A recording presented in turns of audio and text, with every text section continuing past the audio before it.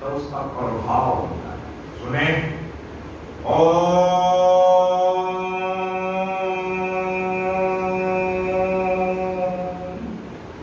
श्री परमात्मने नमः। अत चतुर्थो अध्यायः। श्री भगवान वाच।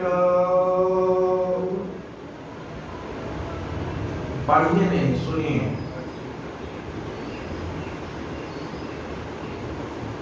इमं विवस्वते योगं प्रोक्तवानहं व्ययं विवस्वानि मनमे प्रामन्विच्वाकरे अब्रवीत्। एवं परम्परा प्रापतमैवं राजर्षयो विदुः। स्वकाले माता योगो नष्टः परन्तप। स्वयेवायं मयात्यद्यः योगः प्रोक्तः पुरातनः। भक्त्वसि मे सखा चेतीरस्य महेतदुत्तमम्। अर्जुनवाद अपरं भवतो जन्म परम जन्म विवस्वतः। कथमेतत् विजानीयाम त्वमादौ प्रोक्तवान् इति। श्री भगवान वाच्य। बहूनि मे व्यतीतानि जन्मानि तव चार्जुन। तान्यं वेद सर्वाणि न त्वं वेत्थ परन्तप। अजोऽपि सद्व्यायात्मा भूतानामीश्वरोऽपि सने। प्रकृतिं स्वामधिष्ठाय सम्भवाम्यात्ममायया। यदा यदा हि धर्मस्य ग्लानिर्भवति भारत अभ्युत्थानमधर्मस्य तदात्मानं सृजाम्यहम्। परित्राणाय साधूनां विनाशाय च दुष्कृतां धर्मसंस्थापनार्थाय सम्भवामि युगे युगे। जन्म कर्म च दिव्यं यो मां वेत्ति तत्त्वतः। त्यक्त्वा देहं पुनर्जन्मनेति मामेति त्वर्जुन। वीतरागभय क्रोधामनमया मामुपाश्रिता। बहवो ज्ञानतपसा भूता मद्भावमागता। ये यथा मां प्रपद्यन्ते तां तथैव भजाम्यहम्। मम भक्तमन्वर्तन्ते मनुष्या पार्थ सर्वशः। काङ्क्षन्तः कर्मणां सिद्धिं यजन्ते देवता। क्षिप्रमेव मानुषे लोके सिद्धिर्भवति कर्मजा। चातुर्वर्ण्यं मया सृष्टं गुणकर्म विभागस्य। तस्य कर्तारमपि मां विद्धि अकर्तारमव्ययम्। न मां कर्माणि लिप्यन्ति न मे कर्मफले स्पृहा। इति मामेव विजानाति कर्मभिर्न बध्यते। एवं ज्ञात्वा कृतं कर्म पूर्वैरपि मुमुक्षुभिः कुरु कर्मे तस्मात् त्वं पूर्वै पूर्वतरं कृतं। किं कर्मेति कव्योऽप्यत्र मोहिता। तत्ते कर्म प्रवक्ष्यामि यदि ज्ञात्वा मोक्ष्यसे सुभात्। कर्मणो ह्यपि बोधव्यं च विकर्मणः। अकर्मणश्च बोधव्यं गहनः कर्मणो गति। कर्मण्यकर्मयः पश्चात् कर्मणि च कर्मयः। स्वबुद्धिमान् मनुष्येषु स्वयुक्तः तस्मै कर्मकृत्। यस्सर्वे समारम्भाः कामसङ्कल्पवर्जिताः ज्ञानाग्निदग्धकर्माणं तमाहो पण्डितं बुद्धः। त्यक्त्वा कर्मफलासङ्गं नित्यतृप्तो निराशयः। कर्मण्यभिप्रवृत्तोऽपि नैव किञ्चित् करोति सः। निराशीर्यच्चित्तात्मा त्यक्तसर्वपरिग्रहः। शारीरं केवलं कर्म कुर्वन्नाप्नोति किल्बिषः। यदिच्छालासन्तुष्टो द्वन्द्वातीतो विवत्सरः। समः सिद्धावसिद्धौ च कृत्वापि न निबध्यते। तत्सङ्गस्य मुक्तस्य ज्ञानावस्थितचेतसः। यज्ञाचरता कर्म समग्रं विलीयते ब्रह्मार्पणं ब्रह्म वेद ब्रह्माग्नो ब्रह्मणाहुतं ब्रह्मेत्येन गन्तव्यं ब्रह्म कर्मश्रमाधिना देवमेवापरे यज्ञं योगिना पर्युपासते ब्रह्माग्नावपरे यज्ञं यज्ञेनेवो ज्योति स्वाप्तादीन्द्रियानन्ये संयमाग्निषु जुह्वति शब्दादिविषयानन्येन्द्रियाग्निषु जुह्वति सर्वाणीन्द्रियकर्माणि प्राणकर्माणि चापरेयात्मन्यं योगाग्नो जुह्वति ज्ञानदीपिते जपयज्ञा तपोयज्ञा योगयज्ञा तथा परे स्वाध्याय ज्ञानयज्ञश्च यज्ञ संसिद्ध्या अपाने ज्योति प्राणं प्राणे अपानं तथा परे प्राणापानमतिरुद्ध्वा प्राणायां परायण अपरे नियताहारा प्राणान् प्राणेषु जुह्वति सर्वे अपि यते यज्ञविदो यज्ञक्षिपिकल्मषा यज्ञशिष्टामृतभुजो यान्ति ब्रह्म सनातनं नायं लोकोऽस्ति आज्ञस्तु अन्यः पुरुषतम् एवं बहुविधा यज्ञा विहिता ब्रह्मणोऽन्ते कर्मजानविद्धितान् सर्वान् एवं ज्ञात्वा विमुच्यते श्रेयान् कर्मयमयात् यज्ञात् ज्ञानयज्ञः परन्तपः सर्वं कर्माखिलं पात् ज्ञाने परिसमाप्यते तद्विधि प्रणिपाते प्रकृष्णे सेव्यावदेच्छन्ति ते ज्ञानं ज्ञानिनः तत्त्वदर्शिनः यज्ञात्वा न पुनर्मोहमेवं यास्यति पाण्डव येन उतानशेषेण द्रक्ष्यस्यात्मन्यतो मयि अभिशेषि पापेभ्यो सर्वेभ्यः पापकृतमः सर्वं ज्ञानप्लवेन सन्तरिष्यसि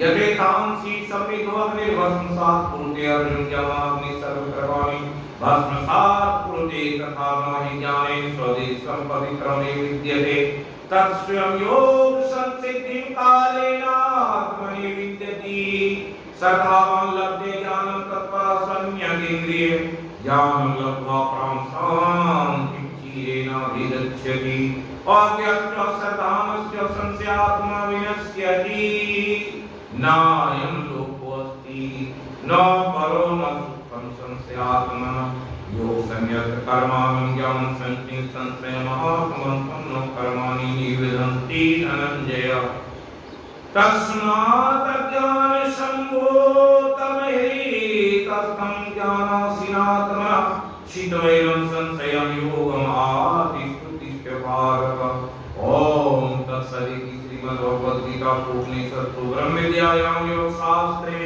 श्री कृष्ण अर्जुन संवादे ज्ञान कर्म संन्यास योगो नाम चतुर्थोऽध्याय। अब इसका सारांश सुना देते हैं। इमं विवस्वते योगं प्रोक्तवान् अहं व्ययम् विवस्वान् मन्ये प्राहं मक्षवाक्वे अब्रवीत्। ये भगवान कहते हैं मैंने ये ज्ञान पहले सूर्य को बताया था। सूर्य ने अपने पुत्र इक्ष्वाकु और मनु इत्यादि को ये ज्ञान मालूम पड़ा एवं परंपरा प्राप्तम ये ज्ञान चल रहा था। कहाँ? राजर्षियों और विद्वानों के बीच स्वकाले में महता योगो नष्ट पर वो ज्ञान धीरे धीरे विलुप्त हो गया और उसके बाद स्वयं मयाते अद्य योगा प्रोक्तः पुरातनः वही आज है अर्जुन तुमको पुरातन काल का योग मैं सुना रहा हूँ। भक्तवसी में सर्वात्म हे तदुत्तमम् हे ये अर्जुन ये बड़ा ही रहस्यमय ज्ञान है तुमको मेरे सखा हो और भक्त भी हो इसलिए सुना रहा हूँ। अर्जुन के मन में तुरंत शंका हुई। जैसे लोग समझते हैं बाबा कोई रहता तो सुनते वकील साहब क्या जाने है ना। अर्जुन वाच अर्जुन कहा कि अपरम भक्तोजन परम जन विवस्वत प्रथमे तद्विजानिनां तुमातो प्रोक्तवानिति। हे कृष्ण तुम तो ग्वाला आज के दिन में जन्मा है सूर्य कौन से है और मनु महाराज से तो सृष्टि की शुरुआत हुई। उस समय में हम कैसे जाने कि तुम्ही ये ज्ञान उन लोगों को दिए। तो भगवान बोले बहुनी में व्यतीता जन्मनि तब चार्जुन तान्य वेद सर्वाणि नो तुम वेद परंतप। हे अर्जुन, हम और तुम कब से जन्म रहे हैं? जब से सृष्टि की शुरुआत हुई। आप भी कितने बार किन योनियों में गए इसका पता नहीं है। इसलिए मनुष्य शरीर मिला है तो फूले नहीं सका। इसलिए गरुड़ जी क्या कहते? नाना जन्म कल्पनि नाना किए योग तप मखदाना कवन जोनी जन्म नहीं मैं खगेश भ्रमी भ्रमी जगमाही। गुरु महाराज भी करके सुना दिए कि आप अभी मनुष्य शरीर में दिखाई पड़ रहे हैं, वास्तव में तुम मनुष्य हो कि नहीं हो, इस बात को विचारोगे तो पता चलेगा। क्यों? उसी बात को कहे कि बहुत तुम्हारे हमारे जन्म हो गए, उसको जानते नहीं हो। मैं जानता हूं कि मैं कितने वाला। अजो विसन व्यायात्मा भूतानां ईश्वरो अपि सन प्रकृतिं स्वम अधिष्ठाय संभवम आत्माया। मैं कौन हूं? उस वैकुंठ का अधिपति हूं। मुझे ही लोग ईश्वर कहते हैं। मैं अपनी आत्म माया, माया क्या है? आत्मा। सारे आत्मा में, सारे जीव के आत्मा में वो परमात्मा बैठे हुए। कैसे बैठे हुए? वो माया का खेल कर रहे हैं, सबके अंदर बैठ करके सबको नचा रहे हैं, है ना? किसके अंदर हमें क्या बुद्धि देंगे, क्या नहीं देंगे, वही माया है, आत्म माया। वो आपके आत्मा में तो बैठा हुआ है। किसी को कहा चलो सत्संग में, किसी को कहा होगा वही अंदर से कि वहां जाकर क्या करोगे, व्यर्थ का समय बिताना। गीता तो हम लोग घर में भी पढ़ते हैं, तो वहां जाकर क्या पढ़े? जो पढ़े लिखे हैं, जैसे ये बाबा बोले मोटी गीता है, तो गीता तो है घर में, गीता अपने आप को पढ़ रहा है, बाबा तो नहीं पढ़े। उसी तरह से भगवान कहते हैं कि हमारी आत्म माया को जब जानोगे तब समझ में आएगा हम करते क्या है। बोले यदा यदा हि धर्मस्य ग्लानिर्भवति भारत, जब जब धर्म की गलानी होगी, इसकी बेइज्जती होगी। अभी बेइज्जती हो रही। क्या हो रही? इतना बड़ा गांव, कितने लोग आए? तो धर्म को नहीं जानने के कारण, अज्ञानता के कारण नहीं आ रहे हैं। अभ्युत्थानम अधर्मस्य तद आत्मानं सृजामि हम। भगवान यहाँ कहे कि हम क्या करते हैं, हमारी आत्म माया तो सबके आत्मा में है, लेकिन हम जब चाहते हैं कि उसके अंदर में जो है परित्राणाम साधुनाम विनाशाय च दुष्कृताम धर्म संस्थापनार्थाय संभवामि युगे युगे। युग मानवता शरीर, प्रत्येक शरीर के आत्मा में मैं ही बैठा हूं। और हम क्या करते हैं, जिस दिन उसका भाव उदय हो जाता है तो उसे अभ्युत्थानम अधर्मस्य, उस अधर्म के प्रति जो शराब पीता है, तरह तरह के पाप कर्म कर रहे हैं, उसके बुद्धि में हम बात डाल देंगे उस दिन कि ये तुम्हारा काम नहीं, तुम्हारा काम है चलो वहां सत्संग में सुनो, सत्संग करो, सदग्रंथों को पढ़ो, क्यों व्यर्थ में भटक रहे हो, हैं? तो उस दिन उसके अंदर में तद आत्मानं सृजामि हम। सृजामि मतलब क्या होता? सृजन करते हैं, उत्पन्न कर देते हैं। कौन चीज को? धर्म को। अभी तो धर्म के गाड़ी पर चढ़ा हुआ, उस गाड़ी से खींच के नीचे उतार देते हैं और उसके अंदर सृजन कर देते हैं, भक्ति के बीज बो देते हैं। तब सुनाए थे कर्म क्षेत्र धर्म क्षेत्र, धर्म क्षेत्र में जाने वाला जो बीज है वो डाल देते हैं।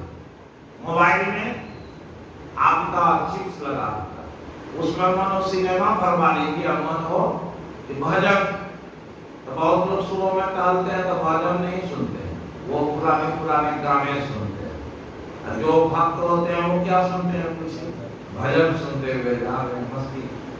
उसी को कहे कि हम उसके अंदर में जो दुष्कृति रहती है उसे समाप्त कर साधुता ला देते हैं। इस तरह से हम धर्म की स्थापना करते हैं। इसके अर्थ लोग क्या लगाते हैं, जब जब धर्म की हानि होगी हर युग में भगवान आएंगे। लेकिन ऊपर के श्लोक में क्या कहे, हम कौन हैं, अजो अपि सर्वव्यात्मा भूतानां ईश्वरोऽपि। जगत के जितने जीव हैं सब ईश्वर हैं। ईश्वर मतलब ये जो बोल रहे हैं वो कौन है, यही ईश्वर है। ईश्वर जो स्वर आपके हैं वो किसके हैं, ये भगवान की जब तक कृपा नहीं होगी मुझसे ये वाणी नहीं निकल पाएगी। इसलिए वहां सुना है कि मैं वो ईश्वर हूं जो सबके हृदय से अर्जुन तिष्ठति ब्राह्मण सर्वभूतानि यंत्रारूढ़ानि माया। यंत्र तो यहाँ लगा हुआ, इसमें जो बोलेंगे वही भी निकलेगा, अंदर में जो बात रहेगी वही तो निकलेगा।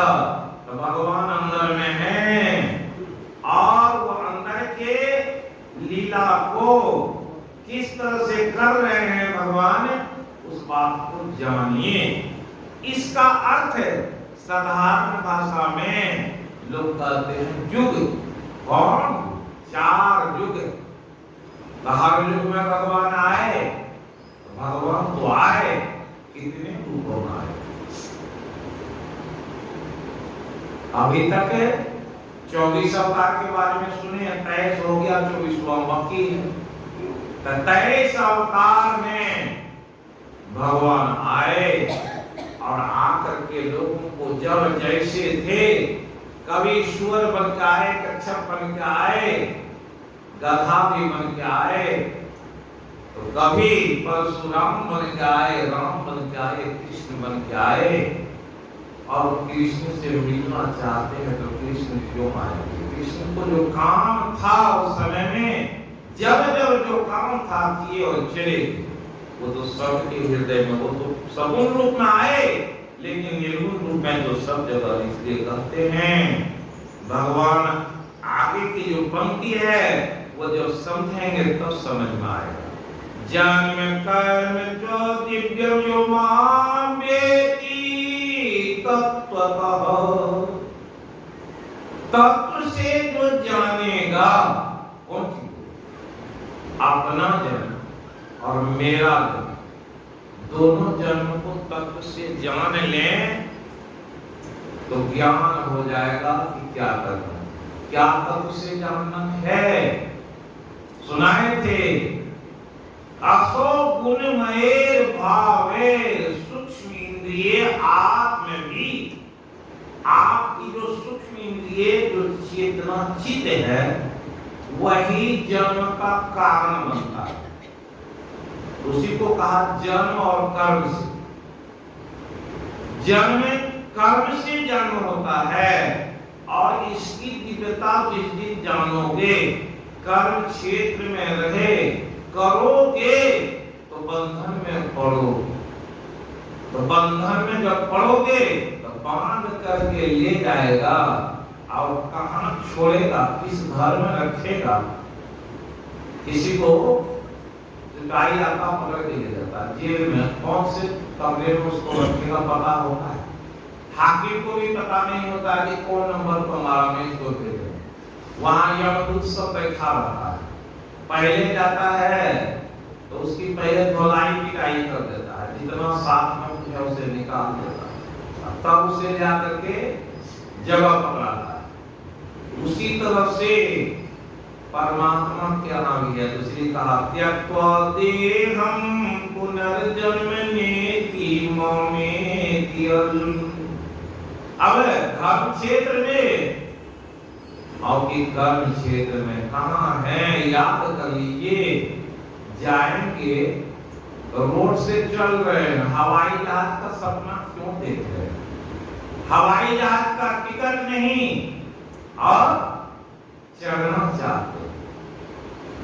दिल्ली जाना है, ट्रेन सीमांचल भी चलती है, सुपर फास्ट भी चलती है। एक राजधानी में चढ़ेंगे तो 7 घंटे में दिल्ली होता है, भोजन भी मिलता है। और सीमांचल में चढ़ेंगे, जनरल बोगी में बैठे हुए तो पानी के लिए भी तरसते रहे। क्यों? उतनी भीड़ में पड़े हुए हैं। इसलिए कबीर साहब कहे कि जगत तो नरक और स्वर्ग है। बहुत सारे लोग कहते हैं कि नरक चलते हैं, तो कहा कि नरक में है ठेला, स्वर्ग में भी है झमेला। क्या नरक में ठेला है, क्या स्वर्ग में झमेला है, इस बात पर कभी चिंतन नहीं किया। नरक में ठेला, वहां इतना है, वो ट्रेन के बोगी जंगल में जाकर देखिए कितना ठेल है, किसको पानी मिलता है, किसको नहीं मिलता। कोई आदमी गैलन में पानी लेके बैठा हुआ पी रहा है, आपका कंठ सूखा जा रहा है, बाबू एक गिलास दे दो। कहा क्यों? हम तो घरे से 5 लीटर लेके चले आए, दिल्ली तक जाना, कैसे? उसी में कोई दयालु रहता है तो वो पानी दे दे। उसी को कहा कि जन्म और कर्म से जानो, अपने कर्म को जानो, जन्म को जानो कहां से आए। श्री गुरु महाराज कहे पशु पक्षी कृमि की आदि की योनि में भर में बहुबार हो। अब नरकम तो मिला, लेकिन नरकम में आकर के वही 84 लाख योनियों में जो आपके स्वभाव थे वो छूटा नहीं। आप वही कौवा, वही बोगला, वही हाथी, वही घोड़ा का स्वभाव लिए हुए हैं। 84 लाख योनियों में जो स्वभाव थे, इसलिए का स्वभाव जेन कौनते निवद स्वेन कर्मणा न कर्तुम इच्छसि यद मोहात करिष्ये अवश्य। आप जैसा कर्म करेंगे वो स्वाभाविक कर्म है। इसलिए कहा भागवत में आया कि इस कलयुग में क्या है, प्रायेण जीवश्च आसुरतम गतः कलेश क्रांतस्य।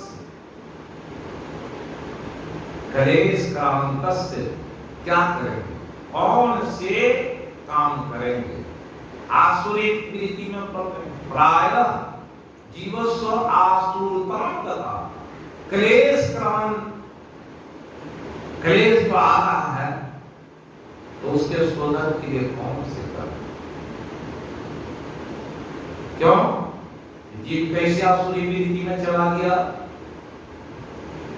आप पता कर लीजिए, दुनिया में देख लीजिए। जो कहा कलयुग के प्रभाव होंगे, परीक्षित जी बोले कलयुग को 4 जगह में रहेंगे। कहां? जहां स्त्री पर हो, जुआ हो, जहां हिंसा हो, जहां ऐसी प्रवृत्ति के लोग रहेंगे। जुआ हो रहा है कि नहीं? आज देखेंगे सबके मोबाइल में बड़े बड़े, उसमें क्या देखते हैं? गेम खेल रहा है या तो असली चीज दिख रहा है। हो गया मनोवृत्ति का है, आसुरी वृत्ति में दूसरे के अनुपत्यम या उसकी वृत्ति को देखकर क्या करें। इसलिए कहा आसुरी प्रवृत्ति आ गई 4 जगह में निवास करने के लिए। जहां शराब के सेवन हो, सेवन तो हर घर में हो रहा है, तो वह असुर का घर है कि असुर का है? कोई न कोई घर में कितना 90% घर में कोई न कोई एक सदस्य पीने वाला है। उसके साथ ही आप हैं, तो आप आसुरी वृत्ति में हैं कि नहीं? कि देवताओं की प्रवृत्ति में नहीं है। जुआ खेला जा रहा है बैठ करके टीवी में। पहले हम लोग पढ़ते थे, टीचर को मालूम हो जाता था कि सिनेमा देखा है तो 10 छड़ी लगता था। आज कौन छड़ी मारेगा? पूरे परिवार बैठ करके टीवी में 3-4 फिल्म एक परिवार में सुनते हैं कि सुबह से शाम तक में देख लेता है। मोबाइल में भी बैठ के देखता है, क्योंकि टीवी में जाते लगेगा मोबाइल में नेट फ्री हो गया है। तो क्या करते, उसी मोबाइल को लगा दिया, 4-5 आदमी पूरे परिवार के बैठ करके देख रहे, तो वहां सब चीज चला। इसलिए कहा कि आपकी स्थिति क्या है। तो गुरु महाराज लिखे तो ज्ञान की बात की जब गहराई में उतरेंगे तब समझ में आएगा। क्यों लिखे, क्या आप स्थिति को अपना मिलाइए कि वो पशु पक्षी के भी योनि में जो किए उसकी प्रवृत्ति आज भी है। स्वभाव अपने कर्म से ही बनते हैं। इसलिए कहा, सुनाए थे कल भी कि कौन स्वनिर्मितो, आप अपने से नहीं मानते, निर्मिष्ट उसमें जाते हैं। कहां, भूतेषु भुंक्ते तद्गुणा, जैसे शरीर छूटेगा, शरीरम यद अवाप्नोति यद चौकी उत्क्रामति स्वः गिरित्वा एतानि वायुर्गंध निवास्या। जैसे यहाँ पर कोई सुगंध हवा आएगी, उसको धोखा में लेके जाएगी, क्या लेके जाएगा, सुगंध जो प्राप्त किए हैं उसी को हवा ले जाता। उसी तरह से आपके सूक्ष्म शरीर में क्या होता है, 3 अग्नि, वायु और आकाश, 3 चीज का वो शरीर होता, उसके साथ मन रहता है और आपकी बुद्धि। कहा 5 ज्ञानेंद्रियों के ज्ञान उस बुद्धि में समाये रहते। एक मन, तो मन षष्ठा इंद्रियाणि प्रकृति स्थानी कर सती, गीता में लिखा हुआ है, आगे आएगा। ये 6 मन 5 इंद्रियों को पकड़ा, बुद्धि आत्मा के सारथी है। ये 6 मिल करके ये आत्मा को पकड़ करके लेकर के चल देता है। गुरु महाराज उसके बारे में बहुत बड़ी एक उदाहरण दे करके समझाए थे, जिसको भागवत में भवाटवी कहा, जंगल कहा, भव सागर कहते हैं। उसी को गुरु महाराज बोले, एक राजा 2 किलोमीटर का एक घेरा बना दिया। उस घेरा में बहुत सारी सामग्री, खाने पीने, कितना दुनिया के वैभव थे, सबको डाल दिया। बीच में एक रास्ता बनाया, सामने में एक कुर्सी रखा। राजा घोषणा किया कि 1 घंटे में गेट में प्रवेश करेगा। 4 घंटा का समय दिया और 4 घंटा के अंदर में जाकर के उस कुर्सी पर बैठ जाएगा तो उसको आधा राज मिलेगा। अगर नहीं बैठ सका तो उसको जेल। तो लोग जाते तो सामने में देख रहा है कि बहुत सारी सामग्री ऐसी है, बड़ी बेशकीमती है। अगर सामने में सोना की चक्की कोई देते रहे, आइए ले जाइए जितना ले जाना है, तो क्या करेंगे, पहले सोना लेंगे कि पहले कुर्सी पर बैठने जाए। पहले सोना लेने लगा, कोई कपड़ा लेने लगा, फंस गया। 4 घंटा भूल गया, इधर ही छूट गया, तो राजा कहाँ उसको डालेगा, जेल में। लेकिन कोई ज्ञानी गया, भक्ति निसेनी मुक्ति की संत चले सब धार, जिन जिन मन आलस किया जन्म जन्म पछताए। ये जो भक्ति है वो सीढ़ी है, और सीढ़ी तो आपको मिला हुआ, लेकिन सीढ़ी पर चढ़िएगा तब तो। सीढ़ी रखा हुआ है, आप बगल में बैठे हुए, चढ़ लेंगे। तो गुरु महाराज उदाहरण देकर इसी बात को बताए कि कैसी हमारी स्थिति है। उसी को कहते हैं बीते राग भय क्रोधो मन मया माम उपासिता बहव ज्ञान तत्सा पुता मद भाव महादका। कि बीत राग भय क्रोध ये कब बीतेगा, जब सुनाए धर्म पर जब चलेंगे तब तो अपने अंदर में जो राग है, कैसा राग, वही मत्सर जो सुना है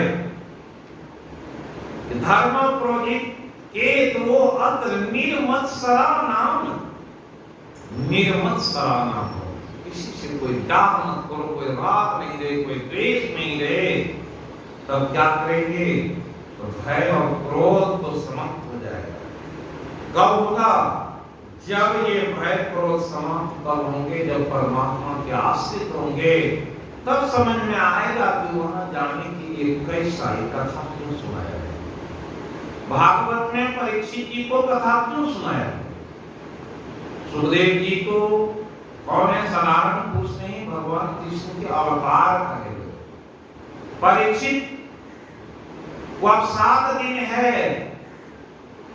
तो जो अनन्यास चिंतन करने वाले हैं, भगवान कहे हम वहीं खड़े रहते तत्परता से।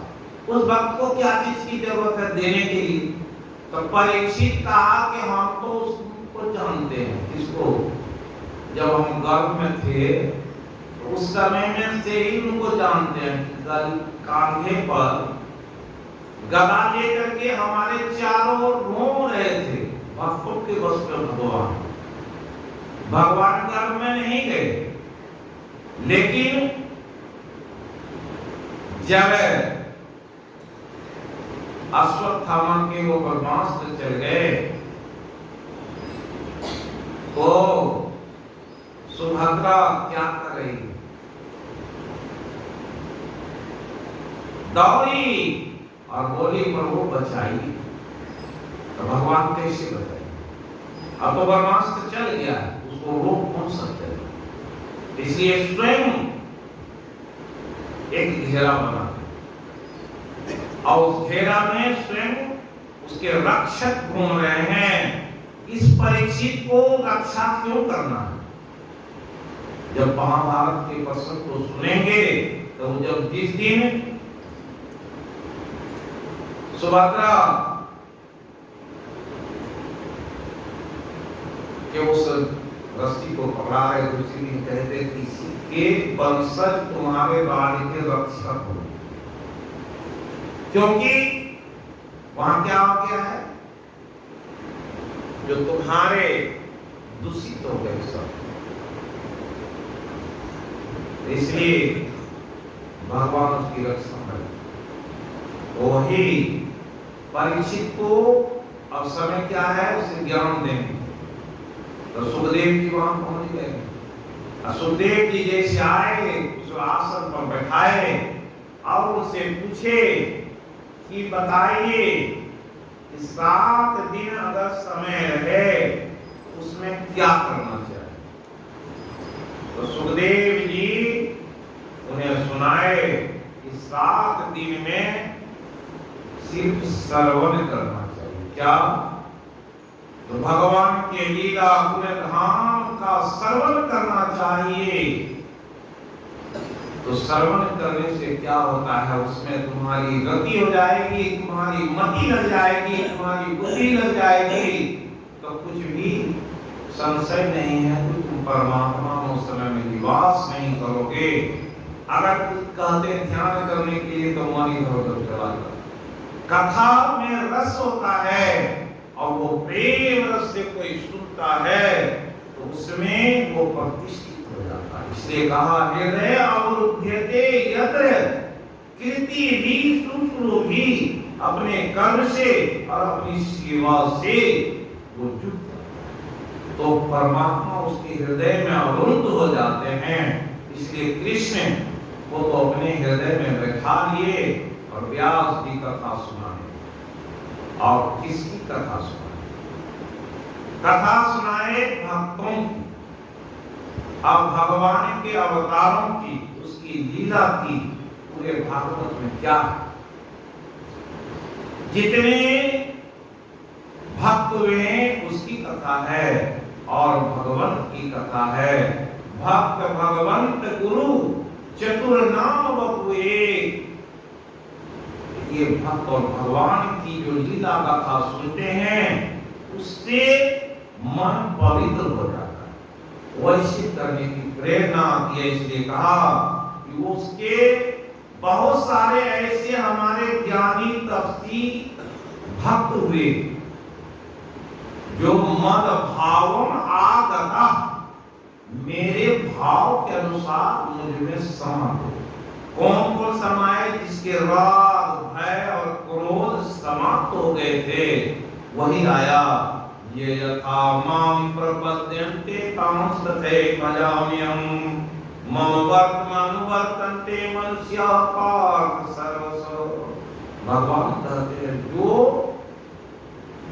ये यथा माम प्रपद्यन्ते तांस्तथे भजाम्यहम्,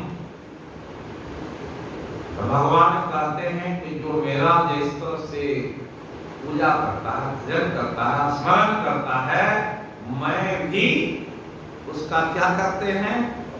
उसका भजन हम भी करते हैं। एक प्रसंग है इस संबंध में। एक बार भगवान बैठे हुए थे और ध्यानस्थ थे, मुस्कुरा रहे। राधा जी बोली कि प्रभु ध्यान कर रहे हैं, मुस्कुरा रहे हैं, कौन सी लीला चल रही है? बोले कि देखो मेरा नाम, एक नाम और बढ़ गया। क्या है? मेरा नाम घमोचन हो गया है। कैसे? कहा कि एक बड़े जिज्ञासु सत्संग में गए, बात सुने, सोचे किसी दर्शन करें संत से और मुक्ति के उपाय जाने। संत के पास में गए, बाबा कोई ऐसी बात बताइए जो हम करें। कहा कि भगवान के नाम जपो। तो कौन सा नाम? तो संत ने कहा अघमोचन। भगवान जो है पाप के नाशक है, अघमोचन है, इसलिए अघमोचन। वो वहां से चला, अघमोचन बोलते हुए घर पहुंचते पहुंचते विस्मरण हो गया। अघमोचन बोल करके घमोचन याद, क्योंकि अपने शरीर में खुजलाहट आई, जैसे शरीर को खुजलाया, याद आ गया। घमोचन बोले। अब आए तो एक घमोचन को धर लिए और घमोचन घमोचन करने लगे सतत। अब बोल रहे, तो जहां सतत बोलेंगे तो भगवान तो क्या है? ये यथा माम प्रपद्यन्ते, मेरी पूजा कर रहे हैं, जिस तरह से मुझे चाह रहे हैं तो मुझे तो जाना पड़ेगा। मुस्कुरा रहे हैं। राधा जी बोली कैसा भक्त कि जो आपको भी हिला रहा है, देखना चाहते हो, चलो देखना। गए तो वो साधारण से व्यक्ति बड़े सीधे साधे हल चला रहे थे, घमोचन घमोचन कर रहे थे। भगवान बोले कि मैं यहीं सीख जाता हूँ, जाओ उस भक्त की परीक्षा लो, तब समझ में आएगा कि कितना दृढ़ भक्त है। तो एक गड्ढा था, उसमें छिप गए भगवान। राधा जी गई, पूछा, अरे हलवाए क्या पक रहे? तो दो चार बार बोली तो वो सोची कि ये भंगी लगा रही है ये महिला। अरे नाम छूट जाएगा, कर्म छूट जाएगा, क्यों समय को बर्बाद करें? इसलिए वो घमोचन घमोचन कर रहा है। तो राधा जी बोले, क्या बोल रहे हो, बताओ। तो उसे गुस्सा उठा, बोले काहे परेशान, तुम्हारे भतार का नाम ले रहे हैं। राधा जी समझ गई, अरे साधारण बात नहीं, मेरे भतार का नाम सब चाहिए। राधा बोले, अगर मेरे भतार का नाम ले रहे हो तो बताओ वो है कहाँ? आप दो चार बार फिर बोले तो उसके मन में फिर गुस्सा हो। बोले कहाँ रहेगा, बताओ कहाँ है? तो बोला कि यही बगल के गड्ढा में छिपा होगा। कहाँ होगा तुम्हारा भतार, कहाँ खोज ले जाए? अपने मन में सोचा। राधा जी समझ गए ये भक्त साधारण। क्यों? जब नाम लेते हैं उसके हृदय में अवरुध्यते यत्र कृति भी सुश्रुति, हृदय में तो भगवान बैठ जाते हैं। जो बोलेंगे वही हो जाएगा, जो सोचेंगे वही हो जाएगा। क्यों? गुरु महाराज कहे, गुरु मूर्ति हृदय बसाइए, जो इच्छे सो फल पाए। इच्छा होगी जो बोलेंगे जो सोचेंगे वही होगा। उसी बात को यहाँ भगवान उसी दृष्टिकोण को देते हैं कि मम वर्त अनुवर्तन्ते मनुष्या पार्थ सर्वशः। जगत के जितने लोग हैं सब भक्ति करना चाहिए, सबको मालूम है, लेकिन कितने लोग दृढ़ता पूर्वक कर पाते हैं। सततम कीर्तयन्तो यतन्तश्च दृढ़व्रता। सततम कीर्तन करना है, कैसे करें? लोग समझ जाते हैं कैसे करें। गुरु महाराज कहे बहुत अच्छे नमूना लोगों को दिए कि जैसे घर की नौकरानी आती है, आपके घर के सारे काम काज करती है, लेकिन अपने घर को, अपने पति को, अपने बच्चे के प्यार को नहीं भूलती, उसी तरह से तुम। दूसरा उदाहरण लिए पतिव्रता स्त्री का। पतिव्रता स्त्री क्या करती? पूरे परिवार के सब लोगों की सेवा करती, अपने पति की भी सेवा करती।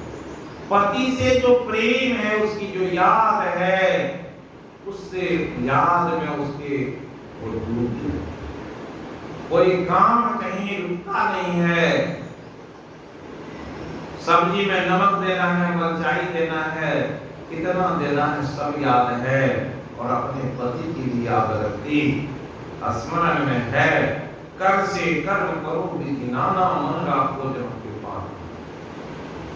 ऐसे लोग जो होते हैं हमेशा भगवान के कीर्तन में लगे रहते हैं, और ये कीर्तन का पहले अभ्यास तो हो जाए तब तो। कभी अभ्यास करके देखिए, लोग नीचे के दर्जे में पढ़ना नहीं चाहते, इसलिए और ऊंचे दर्जे में जाना चाहते हैं जब तक सीढ़ी बने। इसलिए नवखा भक्ति भगवान ने सुनाती। भागवत में आएंगे, वहां पर भी 9 प्रकार के भक्ति को कहा गया। पहले श्रवण करने की बात सीढ़ी बनी। पहले सीढ़ी पर पैर देंगे तो सहायता से ऊपर की सीढ़ी, उससे ऊपर, उससे ऊपर, उससे ऊपर। वो सीढ़ी क्या है? उस सीढ़ी को समझने की बात, बड़ा गंभीर बात।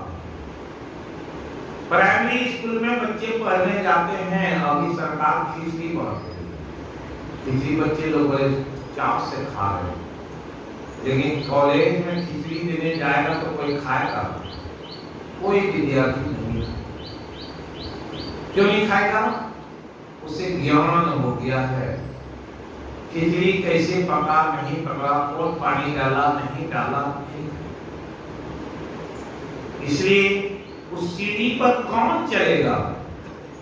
उस सीढ़ी पर चलने के लिए बड़े गंभीर ज्ञान की बात कही है। इस शरीर में 4 कोष हैं। अन्नमय कोष, उसके बाद प्राणमय कोष, तब क्या है? मनोमय कोष, तब ज्ञानमय कोष है, तब विज्ञानमय कोष है। इस प्रकार से 5 कोष आया। ये साधारण भाषा में भी अगर याद करेंगे, कोष मतलब दूरी, तो परमात्मा हमसे कितना दूर है? 5 कोष दूर। वो सीढ़ी पर जब चलेंगे तो कहते हैं परमात्मा का घर की दूरी मालूम रहे तो मालूम नहीं रहा।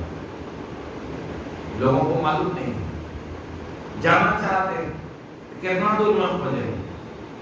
अगर भगवान के मंदिर दुर्गा स्थान खटिया पर है, अब कोई आदमी चलेगा खोजने के लिए, जाएगा कुछ दूर जाएगा, लौट के चलाएगा, वो दुर्गा स्थान को नहीं पाएगा। तो वो कहाँ है? ज्ञान होगा तो विज्ञान में कोष में है। विशेष ज्ञान जब तक नहीं होगा तब तक परमात्मा को कोई दर्शन नहीं पा सकता। तो पहली सीढ़ी है क्या? अन्नमय कोश। पहले अन्न शुद्ध होगा तो मन शुद्ध होगा। इसलिए गुरु महाराज पहले कहे कि खान पान को प्रथम समानो, तब रस रसे सब गुण मानो। इसलिए अपने भक्त विष्णुकांत स्वामी जी से कहे कभी तुम नया भजन, तो भजन लिखे, भजन करना है तो भोजन सुधारो, कभी स्वाद में पड़कर भजन न बिगाड़ो। क्या कभी स्वाद के फेरे में न पड़ो, नहीं तो भजन बिगड़ जाएगा। क्यों? कहाँ खाइएगा, क्या खाइएगा, क्या प्रभाव उसका पड़ेगा, ये अन्नमय कोश है। अन्न के फेरे में पूरे संसार के लोग लगे हुए हैं, पेट भर जाए इतना ही काम है। लेकिन पेट भरने के पीछे क्या राज है, ये पेट भरने के लिए कोई सामान, कोई हलवा, कोई कुछ कर रहे हैं, संसार में आगे आ रहा है। कर्म की बात इसमें कहा कि जब भगवान आगे इसी बात को दोहराएंगे और उसी बात में कहे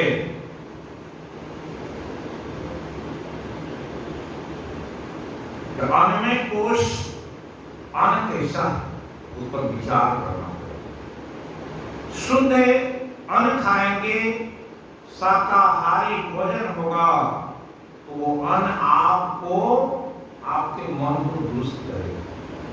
लेकिन अन्न जैसा खाएंगे उसके आगे क्या है? अगर अन्न की व्यवस्था हो गई, आपको 10 बीघे जमीन है, फसल आ रहा है, खा रहे हैं। बाबा देवी साहब क्या कहे महर्षि में ही परमानंद जी महाराज, अरे कैसी रीति करोगे तो मधुकरी। मधुकरी से क्या होगा मालूम है? 10 जगह से अन्न लाकर खाओगे, कौन खराब, किसके लिए? उसको अपने जीवन चरित्र में किसके लिए लिखे? वैसे ज्ञानी भक्तों को समझाए कि मधुकरी प्रीति नहीं करो, अन्न को पर विचार करो। प्रथम श्री और गीता में भी उस बात को भगवान समझाए। और अन्न जब व्यवस्था हो गया तो लोग को क्या होता है? प्राण में कोश, अब सुरक्षा चाहिए। कल तो हम लोग के सब लोगों के पेट भरे थे, ऊपर में पंखा भी चल रहा है, लेकिन ये मन कितना व्याकुल था। एक तरफ दीमक है, एक तरफ गर्मी है।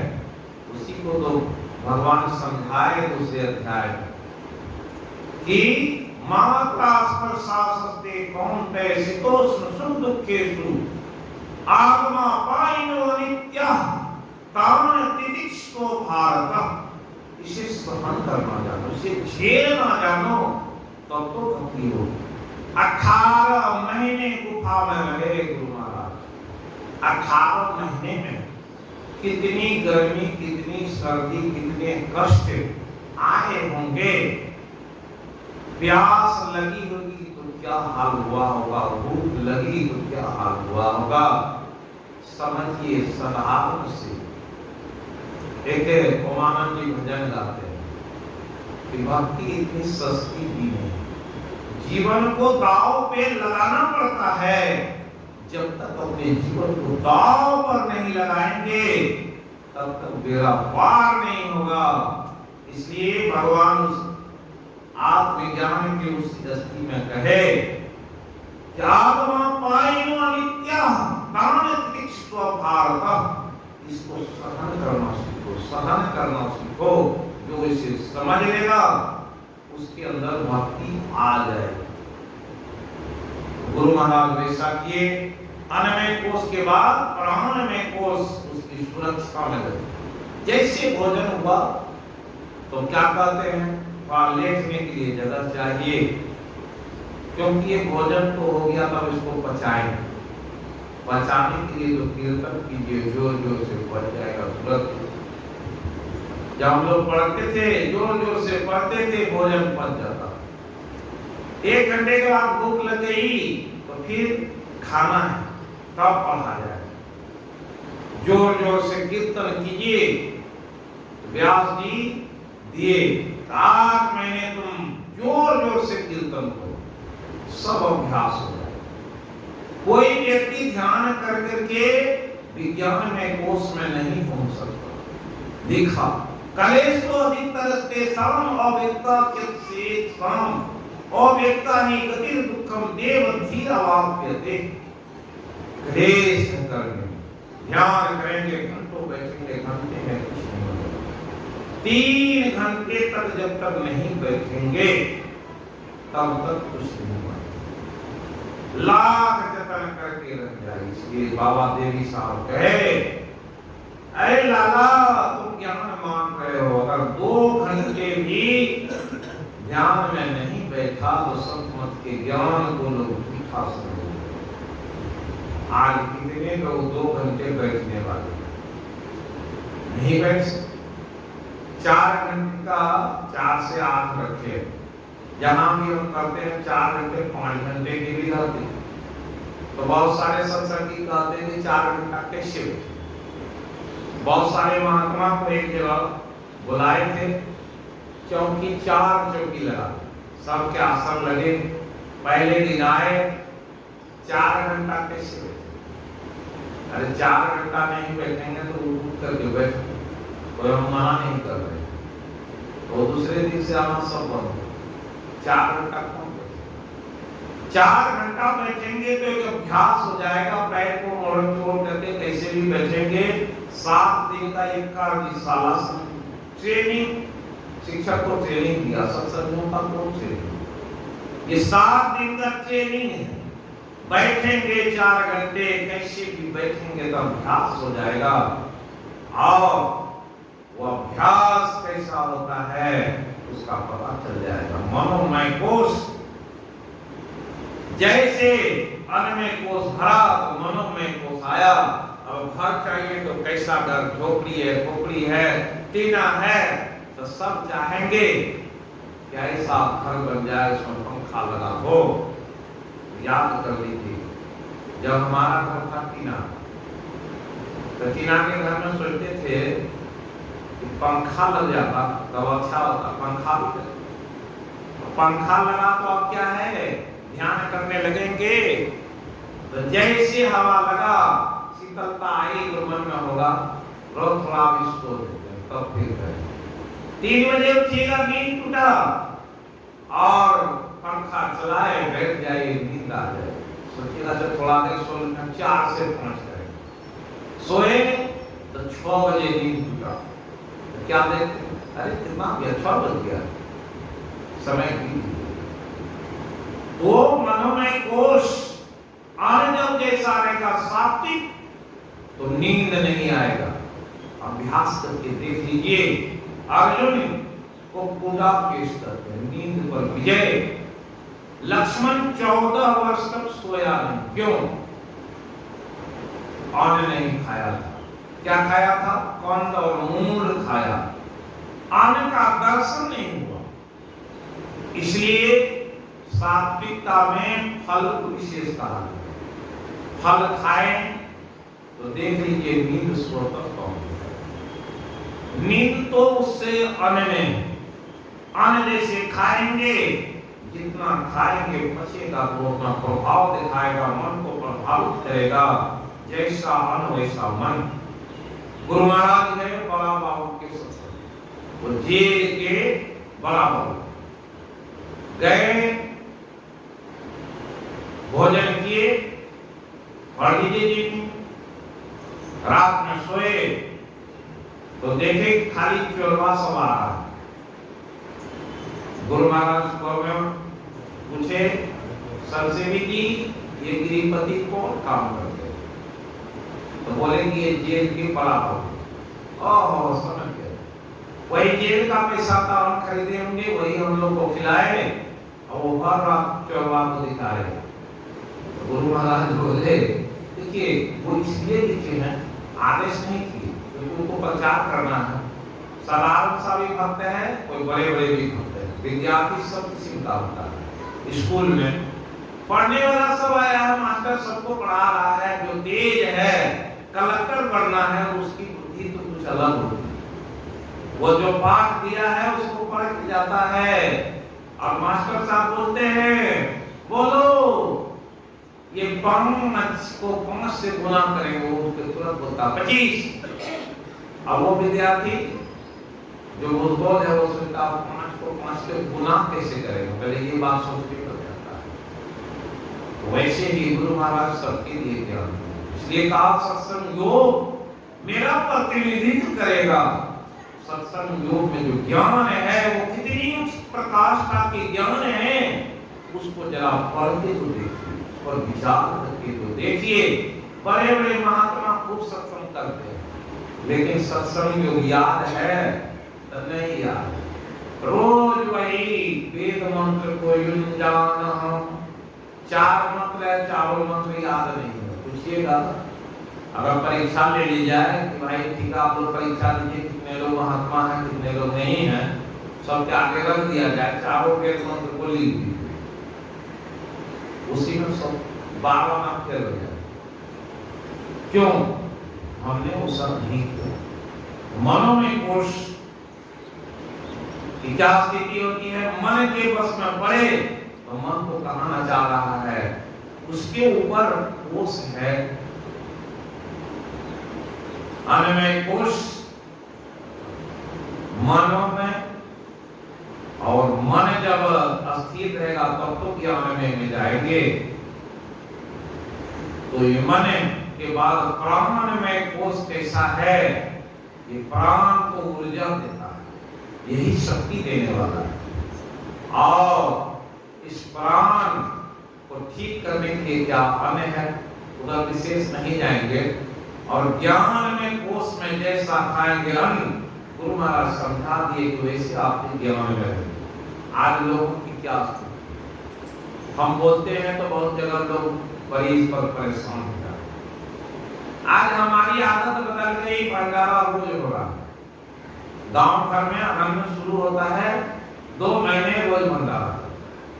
सत्संगी लोग आज यहाँ कल वहाँ, परसों वहाँ, तीसरे दिन वहाँ, रोज किसका बनता है। मधुकरी प्रीति हुआ कि नहीं हुआ? गुरु महाराज कहे बहुत पहले के सत्संग, वो जो पत्रिका है शांति संदेश के ऊपर कृष्ण भागवत के श्लोक लिखे, हर घर के अगर मेहमान बनेंगे तो आपकी प्रीति स्वर्ण प्रीति कहलाएगी, और वो प्रवृत्ति आपको कहाँ ले जाएगी, अधोगति कर देंगे, नहीं करेंगे। इसलिए गुरु महाराज के निर्देश बहुत सारे हैं। गुरु महाराज इतनी कड़ाई से उस बात को अगर लागू कर देते तो गुरु महाराज लिखे अभिनंदन ग्रंथ में, अपने आश्रम में सब लोगों के सामने में बोले मैं सबके मन की बात जानता हूं, अगर बोल दें तो आश्रम में रहने वाला कोई नहीं मिलेगा। ये उस दिन बोले जिस दिन एक संत के मन में आया मायागढ़ में वेश्यालय और 9 बजे तो सब सो जाते हैं, अगर वहां से घूम करके आ जाएंगे इसको पता। मन में भाव थे, वो संत निकल गए तो जहां जाते थे वहां लाठी लेकर के गुरु महाराज खड़े, यहां नहीं दूसरे जगह गए वहां भी खड़े। अब आगे तत्काल में विचार हुआ कि हमको आए, हमसे पहले गुरुए महाराज आए, सब किसी के पास आया, सोया। जब ध्यान की घंटी बजती थी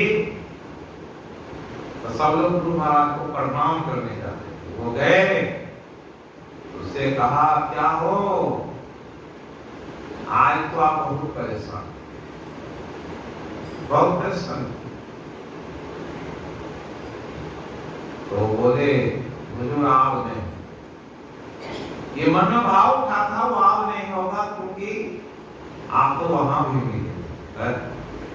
तो गुरु महाराज इसलिए बोले सबके मन की बात हम जानते हैं, लेकिन अगर बोल दें तो आश्रम में कोई रहने वाला नहीं, इसलिए अपने उस प्रभाव को गुरु महाराज छिपा।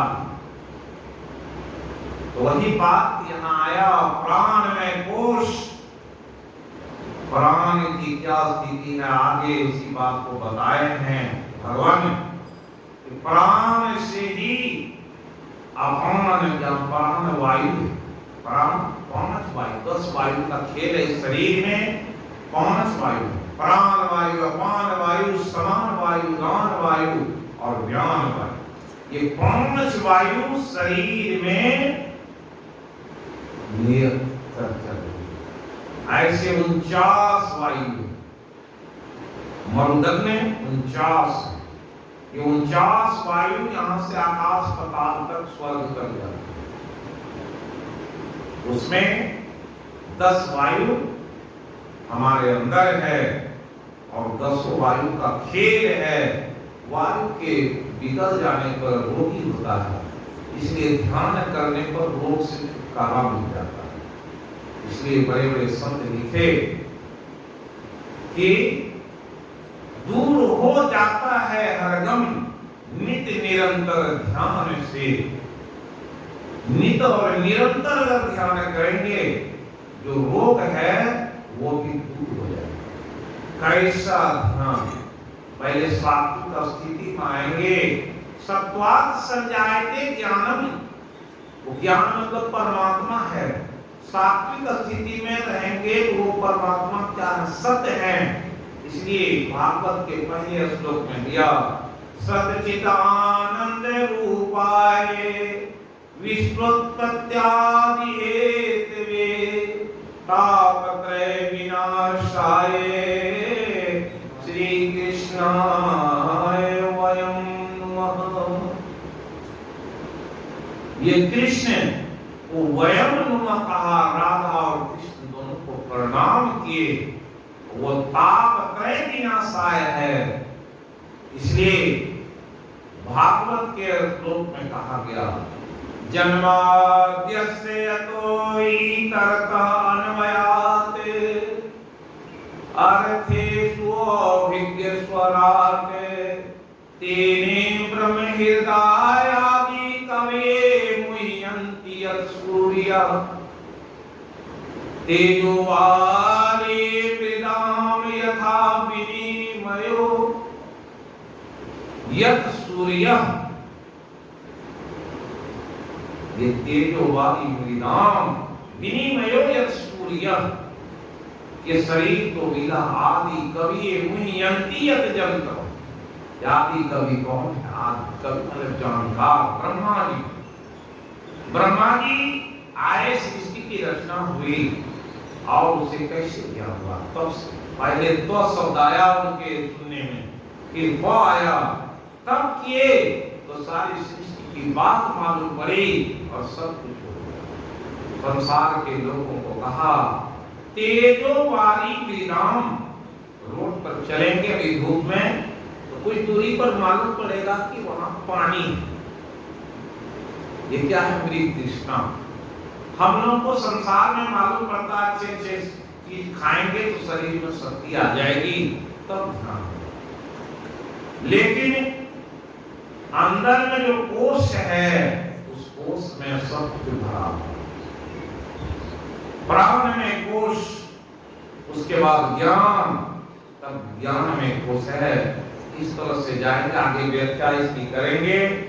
दूसरा है 7 चक्र शरीर में, 7 जगह कहिए स्टेज, हर स्टेज से गुजरते हुए जाइएगा तब पूर्णिया पहुंचेगा। उसी तरह से मूलाधार चक्र है, उस चक्र के ऊपर स्वादिष्टान चक्र, मणिपूरक चक्र, अनाहत चक्र, विशुद्धि चक्र, आज्ञा चक्र, तब उसके ऊपर जो है सहस्रार चक्र है।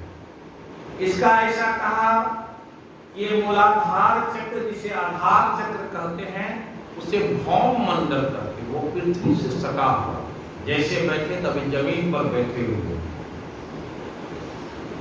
साधना की विधि क्या है? जब गुरु किताब पढ़ेंगे तब समझ पाएंगे। माता पूछी कि साधना की विधि क्या है? भगवान शिव बताए, पहले लोग मृग चमड़े पर बैठते थे संत, तब ध्यान करते, वो कुचालक है, इसलिए उसमें आसन की विधि बताई। और आसनी, ये आसनी मोटा होना चाहिए। जैसे आपके शरीर में गर्मी, उस गर्मी कहाँ चली जाती? ये मूलाधार चक्र से नीचे जमीन में चली जाती।